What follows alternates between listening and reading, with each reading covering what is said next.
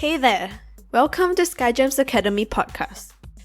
At SkyGems Academy, our vision is to build a community of new generation leaders with strong core values, high level of self-awareness, high self-worth, and passionate individuals who will give back to the community and the environment. We are focused on delivering high-quality blended online learning of 21st century life skills delivered and taught online, practiced and perfected offline. Our philosophy is to inspire, educate, and nurture. We work towards inspiring and igniting sparks. We listen, we coach, we fine-tune and accelerate the mastery of 21st century life skills for various age groups. Our blended learning programs are curated from the early years to above 60 years old, as we believe in providing high-quality, lifelong learning for everyone. SkyGems Academy Podcast Series 1: How COVID-19 Transformed the Education Industry. We will take you inside the minds and behind the scenes of 40 exclusive leaders and educators in the education industry. We've interviewed 40 exclusive educators and leaders in the education industry worldwide, starting with China, where the pandemic initially started. You will hear from the leaders in the education industry sharing candidly their views on the possible changes that will take place in the education industry post-COVID-19. Be sure to tune in to SkyGems Academy Podcast Series 1 to listen and learn from the amazing stories, experiences shared, challenges faced, and techniques used by educators in different cities and countries to adapt and overcome their challenges personally as well as professionally in their respective roles in the education industry during the COVID-19 pandemic. Now, let's dive into SkyGems Academy Podcast Series 1. Introducing to you our host, Alyssa. Hey guys, it's Alyssa. Hope everyone is keeping well. SkyGems Academy Podcast is a passion project that my team and I kicked off in early 2020. As we are all facing the unprecedented events and experiences impacted by the COVID-19 pandemic, we find that there is an urgent need to unite the global community of educators and leaders to progress forward together. Our main objective is to create a platform for all global leaders and global communities to come together to document these historic moments for our future generations. SkyGems Academy Podcast is a platform for everyone from all around the world to share, listen, learn, communicate, collaborate, and come together to network and help one another to pull through this very challenging period that has impacted the global community. In each episode of SkyGems Academy Podcast Series 1, How COVID-19 Transformed the Education Industry, you will find yourself immersed and engaged in in-depth discussions and thought leadership in various aspects of education, technology, humanity, diversity, disparity, and collaborations in the education space. We are very grateful and sincerely appreciate each and every one of you who has motivated us, encouraged us, contributed in your own very special ways, especially our 40 exclusive guest speakers from all around the world. A big thank you to all and a big shout out to all of you. SkyGems Academy Podcast 19th speaker is Jaspal Sidhu. Jaspal, a Singaporean, is the founder and chairman of the SIS Group of Schools. The SIS Group is Indonesia's largest chain of quality private K-12 schools with tuition fees at multiple price points. The group also has schools in Myanmar, India, and South Korea. SIS is currently in a strategic partnership with the International Finance Corporation, World Bank, to expand its operation both in Indonesia and other countries. In 2019, the SIS Group of Schools was awarded the Financial Times IFC World Bank Global Education Award for its transformational work in education across geographies. Jaspal graduated from the National University of Singapore with a degree in Civil and Structural Engineering. He obtained a Master's in Business Administration distinction from the University of Hull. He is also Indonesia's 3-time amateur stand-up comedian champion. Jaspal speaks openly in international education conferences across the globe, from Cape Town, Dubai, Hong Kong to Singapore. These include conferences organized by impact investors, private equity companies, school organizations, and the IFC World Bank. Technology is going to complement what is going to happen in schools in a bigger way. So we are going to see a more blended approach. We are going to see a face-to-face digital transformation of teaching and where it becomes more personalized, said Jaspal. Now, I am pleased to present to you Jaspal Sidhu. Today, we have the honor and privilege of having Mr. Jaspal Sidhu on the call with us in this very special SkyGems podcast episode. Hi, Jaspal. A very good morning to you. Thank you. Good morning to everyone. Thank you, Jaspal. I think for the benefit of all the listeners, I would like to hand over to you to introduce yourself. Over to you, Jaspal. Alicia, thank you so much. First of all, real privilege for me to be talking to you and SkyGems Academy. It's given me, listening to your podcasts and listening to other webinars, I have learned a lot. And I hope today listeners will get something out of my own experiences and sentiments around what I do amidst this crisis and what I think things will be like going forward. A background on myself, I'm a Singaporean, second generation, son of a very humble doorman who educated 3 boys by just opening the doors of a bank. Graduated from NUS with a civil and structural engineering degree, went to Indonesia when there were no jobs, found a job, worked across the archipelago, was part of the founder of one of the largest coal mine in Indonesia. That's where I made the money. But my heart was never happy because my kids went to a very expensive American school where the company paid $30,000, $25,000. And I felt so privileged, and I don't think education should be priced like that. It's only for one level of society. Seeing Indonesia, I decided I need to bring the price down. So I created a project called the Half Fees Project, where I actually half the school fees every time I create a new school. So I half 25 to 12. I did my first school, and Raffles Institution, my alma mater, helped me. Wow. A lot of Singapore ministers gave me the inspiration to do it back then. So that school was successful, but still $15,000 US is a lot of money. So I said, no, I need to half that to 7, approached the World Bank. Took me a long time to win them over. They gave me my funding, IFC, grew those 7,000. But my father would ask, can a doorman attend your school? I said, still expensive. He refused to see my school. Half 7 to 4, several schools at 4,000. And very lately, 3 years ago, I halved 4,000 to only 2,000 US. And currently, I am bringing that price down, growing my $2,000 schools across Indonesia, India, Africa. So most of my schools are in Indonesia, India, and Myanmar under the brand Singapore International School. The next bunch of schools will be called Inspirasi. My philosophy is just this, Alicia. If you are sitting on something good, you have this moral responsibility to make it good for different income levels, and it must be sustainable. And I love stand-up comedy. Every night before I go to bed, I get to YouTube. I follow a lot of comedians. On a side note, I'm actually Jakarta's amateur 3-time stand-up comedy champion. I don't do that anymore. You won't find any of this on YouTube. Well, that basically is my story. Thank you. Wow. Thank you, Jaspal. Thank you for sharing with us the whole journey. And that is really full of experiences, so deep in terms of your understanding about the whole value chain and also the passion and inspiration that you give to all of us. That is so valuable. Thank you, Jaspal. Thank you. My heart goes out to you. Thank you so much. Appreciate it. Thank you.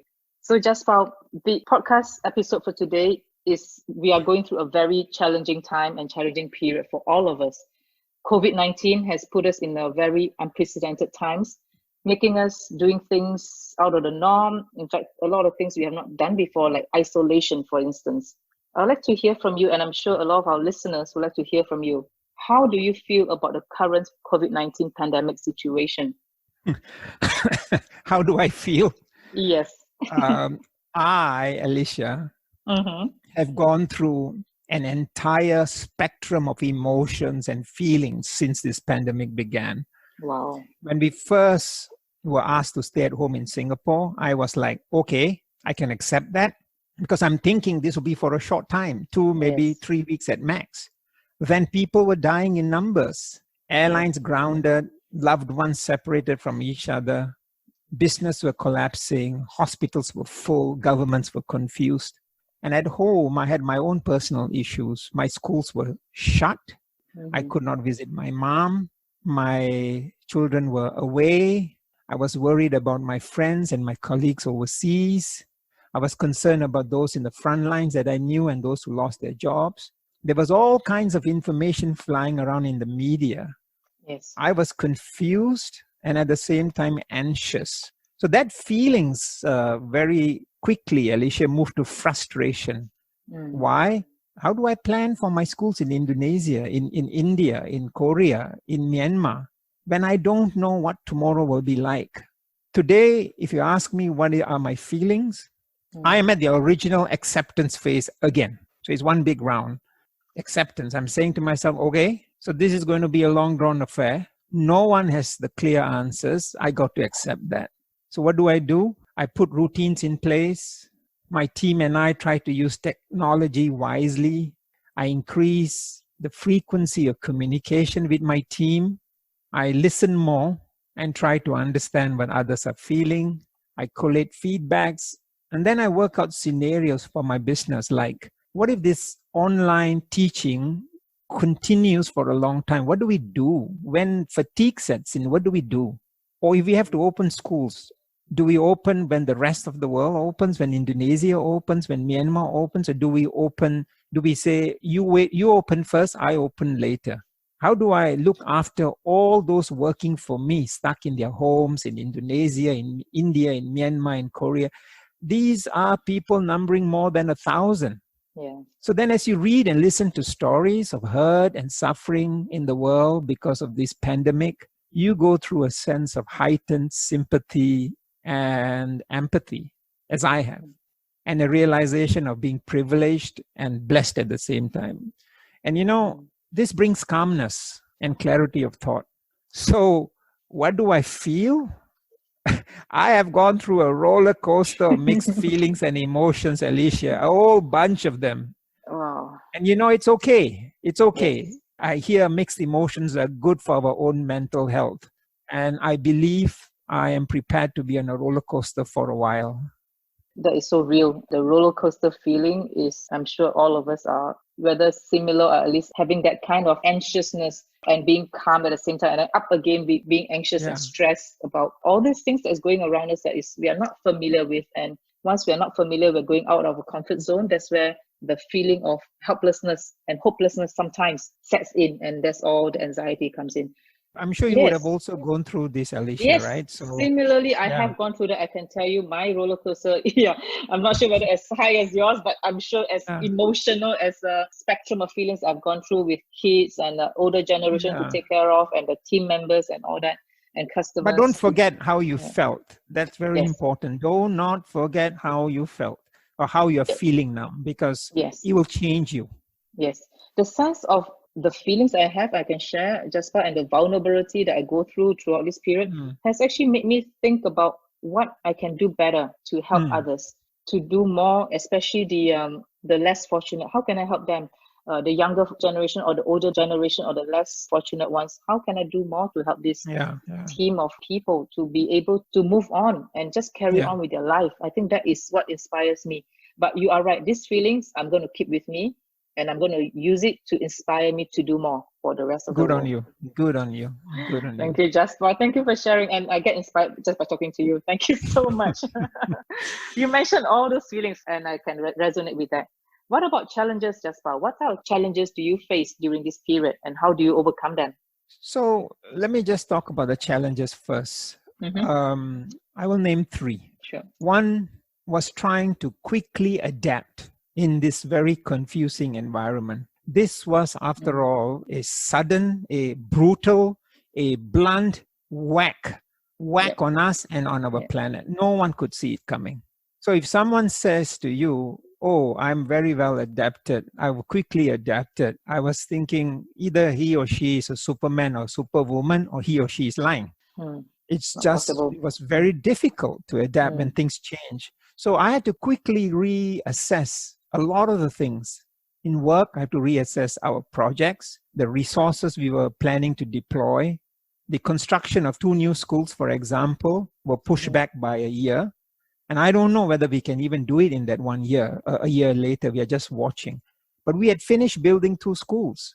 So do we open? Don't we open? So we decided the school in Chennai and Myanmar, we will open. But we will open in a very systematic and smaller way, because parents were also asking, hey, you know, what are your, are you going to start online? If you're going to start online, I'm not coming. So we had to, there were a lot of discussions and challenges around that too. I also had to reassess my communication style. You know, when I see someone on Zoom, the first thing I must tell myself, that one person with that face in Zoom, that person is equally anxious as I am and may have some cabin fever. So, you know, when you walk into a hospital and you see someone sick, you are not going to go in screaming and shouting, right? So the same when you are Zooming with somebody, do understand everybody is fearful, everybody's anxious. And therefore it means you have to choose your right tone, you have to choose your right words. And this includes with our children, with our spouses. So adapting quickly was my first challenge. The second challenge was dealing with information overload. Now, every second we turn to social media, there was something new or there is something new on COVID-19. It is relentless. WhatsApp groups, Facebook groups with all kinds of theories, hundreds of links. People are not even hesitating to push a link to you, videos. And then you have your own spouse telling you what she or he heard from this uncle or that auntie, and it is the same conversations over breakfast, over lunch, over dinner. And you have no choice but to listen, you know, Alicia, otherwise you go sleep on the sofa. Yes, I agree. Right? So you have to, yes. But, you know, that auntie, you know, are you sure? What does she mean? You know, COVID-19 was brought in by the aliens. It's impossible, you know. So you try to, you know, have a light conversations. Now, it was not a variety of information flow, if you think about it. It is all one kind of information, all on COVID-19. Overwhelming. And it all came at the same time. So what happens when you get this? You either miss out on important news, or worse still, you succumb to misinformation, right? So, you know, let me share. There's a 2019 MIT study that says false news travels faster than true stories on social media. So we need to be super careful as to what we are picking. What we read. Yeah. So information overload was my second challenge. My third challenge, actually, would you believe it, came from technology? Technology. What kind of challenges? Yeah. Challenges because to communicate, some wanted Skype, some wanted Zoom, some wanted Google Meet, some wanted Google Hangout. Some says use Blue Jeans video conferencing. I said, what? What is Blue Jeans? I didn't even know what it was. It's a different platform. Yeah. And they would insist. So it depends. Do I need to talk to the person? Who needs whom? Right? If you need me, you're going to be on Zoom. But if I need that person, it'll be what Cisco, Webex, this and that. I have to go and figure out how these things, right? I never had these issues before, because before it was, do I pick a latte? Do I pick a cappuccino? Yes, face to face. You do it face to face. Exactly. Right. Yes. And I didn't give two hoots as to what the other person was going to order, right? We just talk. Right. And then now my schools had to go online, which meant the use of appropriate technology to ensure that my schools don't get inundated by edtech companies and try to experiment with new technologies, right? I think the last thing you should do is start experiment in a crisis, and to make sure parents, students use it wisely. And you know, you would think technology is just around platforms. We actually saw a lot of problems around bandwidth in many parts of Indonesia. Can you imagine? There were some parts internet was just not. When everyone went onto the air, the connectivity suffers. Connectivity matters to run applications like this. Right. So we had to figure out how do we do this, right? So can you imagine? They actually use WhatsApp to push homework through WhatsApp because internet wasn't working. Not internet, the bandwidth wasn't strong enough. for the location, but on their mobile phones or running on SIM Correct. card is working well. Okay, got it. It's working well. So we had plan A, plan B, plan C. We even put homework in packages and say, you may want to pick it up. But that itself, we had to be careful. We just don't want to have all kinds of people walking to school. So, technology, if you think about it, did play an important role. It still is. But I personally wasn't free from the challenges that came with it, Certainly, it takes some getting used to, and also I think find a common platform that we all can collaborate seamlessly with the right connectivity bandwidth in place. Yeah. I think that's critical. It also comes from, I'm sure you are in that business, right? This is the moment for you to put your platforms up. But I always advise tech companies is find the right moment to engage. People want to engage with you, but just find the right moment. Don't bulldoze through in the middle of a crisis. Correct. I agree with you. Right? It is about the right time, the right program as well, depending on the school's values and also what they want to put into their curriculum. So I think there's a lot of understanding needed, not just, hey, this is a platform, it works well, take it. I think that is not the right way of doing it. There's so many out there anyway, right? So what serves a school well doesn't mean that it serves another school well. So it really depends on the needs of the school and the students, of course. Absolutely right. Yeah. Wow, those challenges are real, my friend. So many, so sudden, and every day you are faced with all this. How do you overcome them? And across geographies, Yes, Jaspal. That's amazing, and I'm sure that it's really very overwhelming. How do you break it down and overcome those challenges? Would you be able to share with us? Of course. I think if I look back, and I look now, the three very essential ingredients, Alicia, in our current success story, which is helping me overcome the challenges. One is a good team on the ground. 2, a solid feedback system. And 3, a wide network that I have built over the years for procurement of knowledge. So let me explain. I have today probably one of the best teams in place for my operations. I mean, thank God I have this team.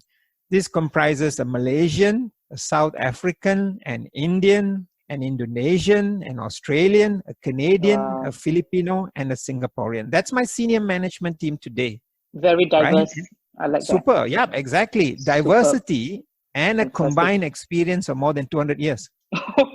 Even better. Yep. Awesome. So, before the virus came hurling our way, we were already huddling, thinking, so when he came to Singapore, we actually had a clear 7-phase action plan for our schools. Wow. Various scenarios. My Zoom meetings were 3 hours. I was zoomed out, Literally zoomed out. Literally zoomed out. And Zoom is so interesting, right? Because you have this big head staring at you all the time, right? Yes. And I'm sick and tired of looking up people's nostrils because they position the computers in such a way all you can see is their nostrils. And some of the female leadership that I have, they sit so close to the computer. I'm like, whoa, can you take 2 steps back, please? My wife is going to get super suspicious, right? It's all about getting used to the technology, right? Getting how to place a laptop, where do you look? Exactly. So all these things take some time to get used to, you're right. So that good team, arising from the good team, was very refreshing and vital conversations. Fantastic. The second thing was feedback systems. I'm a very big believer of keeping a pulse on my business through multiple feedback systems. And here's the problem with schools. Sorry, Alicia, you have a family, you have children? Yes, I do. I have 2 kids. Okay. So you will relate to this. Schools say they like feedback, but they actually don't. Okay?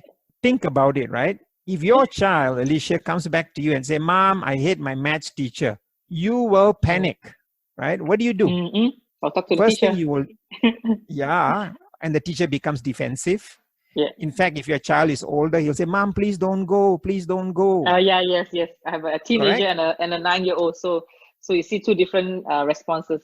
Right. And then what do? Then you start contacting other parents. Hey, Mrs. Goa, is this teacher like that? And you start to garner what I call hurt support, Yes. And so now, schools, parents have group chats as well, right? So they always, of course, they'll ask each other this and questions and clarify. Of course. So we are victims of that too, right? Yes. So in our current systems in my organization, we have parents giving feedback on the school, okay? Teachers giving feedback on their principal, okay? Students give feedback on teachers. My secondary one kids are giving feedback on the teachers. Very soon, we're going to bring it down to primary 4 and primary 5. And then senior management team giving feedback on people like me. And these are pretty sharp feedbacks, and they allow for very early intervention. Let me give you an example of what happened during this pandemic. When we did this feedback on the online lessons, what we found out was the older students were not enjoying the online lessons as much as we thought. And then we correlated that feedback with what they were going through, stuck at home emotionally. So what was occurring, the older boys and girls who are very social, who need to go out, who I'm not saying the younger ones don't, but they want to contact them and play basketball. So they were very annoyed and upset emotionally and anxious. So every feedback was negative for them. So we diverted more of our efforts from actually online teaching to more on pastoral care. Right? So feedback is important. The last thing that I want to correct. It was network, which I spoke about. I've been in this business for more than 25 years. So I meet people, experts like you, like my friends from the World Bank. So I have Zoomed since the start of our circuit breaker, more than 200 schools, teachers, consultants, funders, friends in the World Banks. I'm not saying 200 Zoom sessions, but 200 faces. Fantastic. 200 people talking to me. And I say this to you, if you are in the education industry, spend some time talking to people outside your industry also. Very often the problem lies inside, but the solution lies outside. Wow, that's good sharing. Yeah, definitely. There's a lot of different viewpoints, right? That will help us to open up our way of thinking, a way of doing things, coming from a different perspective altogether. I bet you were also Zooming with different people, right? Just to pick up ideas, right? Yeah, I was talking to a lot of people across the world. Zoom, FaceTime, WhatsApp, and also hearing from them their views, and it really gives me a lot of different perspective and a lot of it really sparked a lot of ideas that I would actually want to share with you over the coffee that we are supposed to have next time. And that's the best time. I would ask listeners here, the best time to get information is during a crisis. So during a crisis, don't panic and sit. Go talk to people across. You are going to get a lot of what I call raw emotions and raw ideas. Yeah, and that's so valuable, right? It's Absolutely. such a valuable time, and it's such a valuable time for us to connect with people. That is what I find really, that helps me to really pull myself together no matter what challenges I face every day. Once I have the connection with people across the world, different industry, whether it's a similar industry, different industry, or different discussion, different levels of team members, we actually find that for me in particular, it helps me to really spark a lot of imagination, a lot of passion, a lot of new ways of doing things in myself. And then that actually transpires in a lot of things I do and say, and actually helps my family as well as my friends and close connections and people that I talk to in a very positive way. So I have positive vibes that comes out of me because of that. Spot on. And I always tell teachers and education operators, don't get bogged down to talking to the same people. Get out and talk across industries, because the education industry is not as nimble as other industries. So there are far more changes happening quickly, and there's a lot of things that you spend. So yeah, good on you. Thank you, Jaspal. Thank you for sharing that. And thank you also for validating what I'm actually thinking and also doing. That really helps me a lot and put me in a good space now. Fantastic. Thank you. And Jaspal, we talk about COVID-19, and we also talk about education industry not being so flexible in terms of the way we do things previously, of course. But clearly, COVID-19 has transformed the way we see things, the way we do things, but all very suddenly and all so rapidly as well. What are your views that the changes will take place in education industry post COVID-19, Jaspal? Alicia, to all your listeners, and remember, I'm not a teacher. I've never been an educator. I've just been in the industry for 25 years, mixing, talking, simplifying. I'm an engineer. I like processes. So when you want to examine the education industry, or if you want to examine any school, I always say examine it through the lens of what I call the 3 Ps, capital P, 3 Ps. Yep. P for people, P for program, and P for place. I'm going to simplify this, okay? So let's talk about P for people. Teachers, they are the front line of this industry. We expect them to deliver great student outcomes, but they are actually overloaded with work, Yes. admin, marking, supervisory work, CCAs, calling parents for this, doing that. Our teachers before the pandemic were already stressed. So this pandemic has allowed us as stewards of the education system, people like you, me, principals, funders, has allowed us to feel what that stress and anxiety is like. I said it in the beginning, do not forget what you have felt today or what you're feeling today, right? Yes. So in my interviews of those schools and teachers, let me share, I noted one thing, that the schools that really look after the teachers' well-being, they did well during the pandemic. Online teaching was conducted with far more gusto, far more enthusiasm. Yes. So remember I said we should look outside the industry. Let me share this with you. I've been looking at companies like Starbucks and Marriott. So I know that they are spending a lot of time and money on trying to understand human behavior. And in fact, Marriott has an award-winning HR systems, HR well-being, how they look after the well-being that they are sharing with other people, including schools, by the way. Yeah? So think about it. I want you to just think about it. Yes. The business model of Starbucks and Marriott is serving one customer at a time. And their HR systems are so advanced and they look after the staff well. So why is it that schools which serve 20 to 30 customers, I mean students, right? Or 40 customers in some schools at a time, and we are still lagging behind when it comes to the well-being of the teacher? So I say it many times, go outside your education system. Stop comparing one school to the other. We are all flat ideas. Go and look outside and you will find great ideas. So I believe this pandemic is going to change the way we look after our teachers and train them. And when this pandemic hit, Alicia, right? Yes. And we had to go online. My team, I'm very proud of them. The first thing, we didn't think about, which platform to use, how are we going to do it? No, the first thing we said was our teachers, they're going to be stuck at home. They're going to be stressed because I had hundreds of teachers stuck in Indonesia, far away from home country, scared. So what did we do? We gave them free Spotify. We gave them free Netflix. We gave them allowance to increase the bandwidth. And we gave them an allowance to pay their electricity bills, correct? Because now you're asking them to work from home, right? And my God, the enthusiasm in which they engage the students, unbelievable. So that's the first P for people. Jump in, if you have a question. I get very passionate when I talk about this. I love it. I mean, I just want to say one thing, and I'm 100% for people. I'm a people person.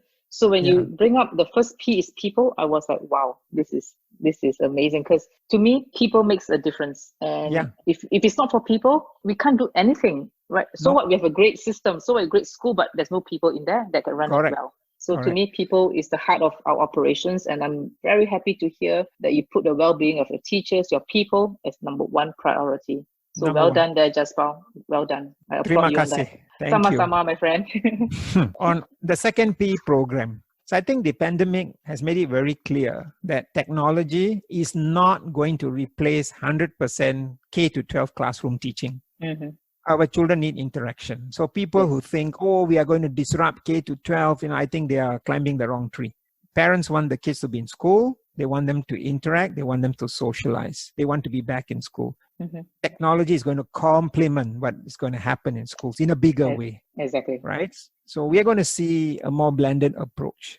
We are going to see a face-by-face digital transformation of teaching, and where it becomes more personalized. And that's where I think COVID-19 is going to push in terms of program. Finally, in terms of place. Place meaning the school, the environment. So I believe school design will change. I'm already, my Inspirasi school, which is for the $2,000 and below. Alicia, we already had an architect 90% done before the pandemic. 90% design to build 10 of these schools. I asked him to stop because the pandemic has made me think, right? It has made me think that your school's culture and brand jolly well echo your position on your environment. Now, if your culture and brand is just a brochure brand, or this is what we believe in, or we believe in the environment, but when I go to your school, there's nothing that I see there, or even little bit also, I don't see you supporting the environment, that's not a good thing. So I think what will happen is there will be more thinking around designers on unused space for more collaboration without overcrowding. And I also think our parents are going to be very demanding on hygiene and safety practices in the school. So school policies will be very, very strict, and they should be very strict. And I think we have all become germ conscious. Yes. I think there's a space here for hygiene and safety audit companies. I think they should play a bigger role, focusing on schools, consultants working with schools with little budgets to see what kind of things we can put in place. And finally, I think there'll be more eco-friendly design after this pandemic, whether it's solar panels, whether it's air filter systems, whether it's reduced pathogens. Yesterday, our minister in his talk already alluded to this, right? So, yes, he did, yeah. So we are redesigning our next phase schools along this. Very, very well planned there. And I think what you're working on with people, program in place, will put your group of schools in a very ready position to face the next generation of learners as well as educators. So well done there, Jaspal. I'm very inspired by what you've just shared. Thank you for just that. To share something else, I'm actually working on a grant, an international grant, to help us come up with a different way to look at 3 Ps, people, program, and place post-pandemic. And hopefully that research will be something we can share with a lot of people. So I'm just working on that grant on the side. Oh, fantastic. When it's ready, we'll be really keen to see. And if you could share, that'll be wonderful. Will do. Thank you. Thank you so much, sir. So Jaspal, it's interesting to hear all your views so far. We also like to hear from you. Would there be a new normal for yourself? What is your new normal? If there's any. Look, it's a very difficult question. You know why? Because I don't know what timeline to consider to talk about this new normal, right? If we find the vaccine soon, will we go back to our previous levels of normalcy, right? Will it be the old normal again? What if this virus mutates? Then what? So for me, I just look 2 or 3 years down the line for my industry, right? And for me, the new normal will be something like this. One, as I said, there will be a real demand for strict health and safety practices because we all have become very health and germ conscious. People will be very wary of what they are, where they are, and what they touch. I know I am. So I think temperature taking, social distancing, masks, hand sanitizers, all that we are going to see for some time in schools. Before we started Zooming, you and I had that casual chat. I was telling you every Sunday I'm on a plane to visit my schools, right? And I come back Wednesday. That was my weekly normal. Can you imagine? I travel so much. That's not going to happen anymore. I've gotten used to Zoom, and I think I can use that effectively. Both, I think my family is happy, and by the way, it saves a lot of my traveling costs. And time, isn't it? Time on just shuttling around, And correct. But at the same time, I also will caution that you still need to show your face, your presence, because it helps in morale. Right? It's hard to lead from afar all the time, right? So in terms of market, I think what we are going to see is a focus on local demand instead of foreign students. So you have seen what the pandemic has done to universities who are highly dependent on foreign students, right? From China and from India. And I tell you something, my brother, he's a deputy rector of a university. I sit on the board of one university in India, and I know a network of universities. I tell you, there's some universities out there, they are going to get into serious trouble. They don't know what to do. So schools that were highly dependent on foreign students, they need to reposition themselves. For us in Indonesia, in Myanmar, in India, and Korea, it's all about local demand. We have always been about local demand. This is the aspirational class. Yes. So in a way, thank God we were kind of immune in this area. So I think a lot of people will shift towards local demand. Lastly, in terms of growth and investments, I think people are going to be very careful on what they spend, right? Yes. For example, in my organization, we are spending less on infrastructure, more on technology and upskilling of staff, right? Immediately, my facility manager, for example, who used to be focused on, broken tile, safety, now we're going to send him for safety and hygiene, post-COVID-19 environmental threat training. That's good. Right? So, and then technology. I think we're going to see, you are in a very good sector. And I said before in that casual chat, I'll be very interested to see what you are doing, because we will see a lot of personalized teaching and learning, improving of 21st century skills. I think you're going to see a lot of gamification of learning as well. Yeah, certainly. For people to see. It's a lot of complementary services that we can look at to help schools to really look at a new way of personalized learning, as you say. And I think that's the real way moving forward for a lot of schools and also students. I think with this pandemic, the parents themselves are actually more involved, especially for the younger students. They're more involved in the child's learning and also the child's ability to understand discussions that's going on and also a topic that's being taught. So I see a lot of, even myself, get connected to the teachers a lot more versus before. So let me tell you something about that, about these parents being involved. I love when parents are involved, but a lot of them have turned into education superintendents. Oh, really? Yeah. They put a lot of pressure on the teachers. Oh, that's too much. Yeah, that's right? We need to draw a line. Yeah, we need to draw a line. Yeah. So if you go and again, I did a webinar with a university. I showed them my data. As soon as COVID-19 occurred, teacher stress level jumped up, right? Wow. And it jumped up together with the level of parent engagement. Yeah. So parents came hard on teachers. I want you to give this. Why aren't you giving homework? Why is my son not sitting in front of the computer? He's playing. Why? Because they figured they needed the entire school day to be replicated online, right? I'm not saying Singaporean parents or what parents lah, but I'm saying we had our fair share of, and this is coming from the world, right? So I would urge parents listening in to please be sensitive to the stresses of your teacher. The last thing you want to do is stress your classroom teacher, who's already under a lot of pressure and a lot of things to juggle, right? During this period. Yeah.